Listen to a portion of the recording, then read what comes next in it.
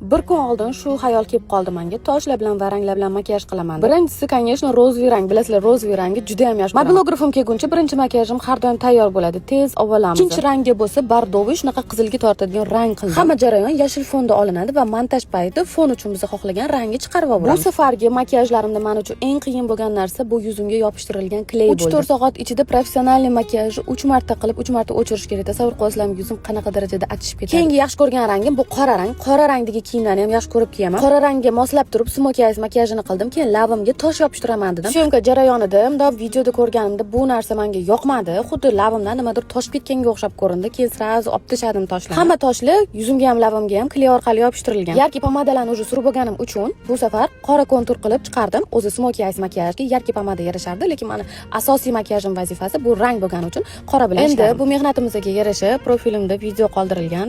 O'zingizlar to'liq ko'rib baho bersanglar bo'ladi.